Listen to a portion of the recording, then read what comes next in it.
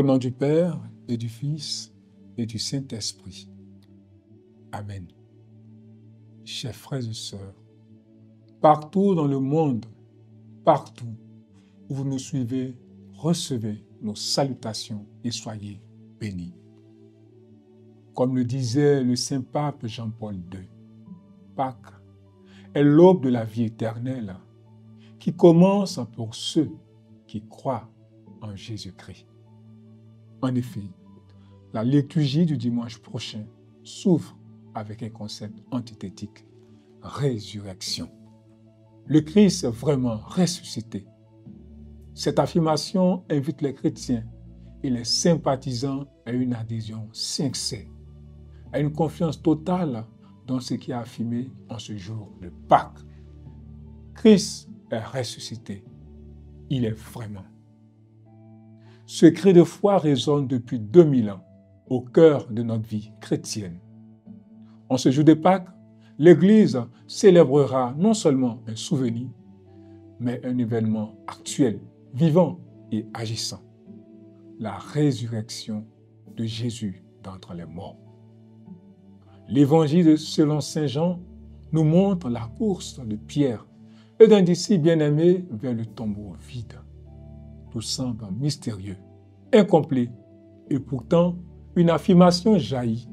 Il vit et il crut. C'est la lumière de la foi qui éclaire désormais l'histoire. Du point de vue herméneutique, les terres de ce jour s'éclairent mutuellement. Le récit des Jean ne nous donne pas encore à voir Jésus ressuscité et nous plonge dans le mystère d'un signe, le tombeau vide qui ouvre à la foi. La foi pascale ne repose pas sur une preuve matérielle, mais sur une parole accomplie et le témoignage reçu. C'est pourquoi Saint Pierre, dans les Actes des Apôtres, proclame cette foi. Dieu l'a ressuscité le 3e jour.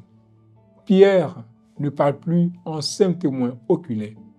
Il est devenu témoin pascal, c'est-à-dire envoyé pour annoncer la bonne nouvelle de la vie. Sur le plan dogmatique, la résurrection est l'acte par lequel Dieu confirme que Jésus est véritablement le Fils, que sa mission et sa passion ont été agréées. Elle est l'achèvement du mystère pascal dans lequel s'accomplit notre rédemption. Le catéchisme de l'Église catholique affirme en ces termes: la résurrection de Jésus est la vérité culminante de notre foi en Christ, une foi crue et vécue par la première communauté chrétienne, numéro 638. La résurrection est donc plus qu'un miracle. Elle est le fondement de toute notre vie théologale, car sans elle, notre foi serait vaine, dit saint Paul. Mais que signifie pour nous aujourd'hui que Jésus soit ressuscité? C'est saint Paul, dans la lettre aux Colossiens, qui donne la clé pastorale. Rechercher les réalités d'en haut. Cela ne veut pas dire fuir le monde, mais vivre désormais en fils et en filles de la lumière. Nous sommes appelés à une vie nouvelle, celle de la résurrection. Une vie libérée du péché, habitée par la charité, orientée vers le royaume. Je dirais plus, le chrétien pascal est un être transformé, dont toute l'existence est marquée par l'espérance. Frères et sœurs, dans nos familles, nos quartiers, nos lieux de travail, combien de fois le poids de la mort semble triompher? Violence, injustice, division, solitude. Le tombeau vide est alors un appel. Il nous dit que le dernier mot n'appartient ni à la haine, ni à la souffrance.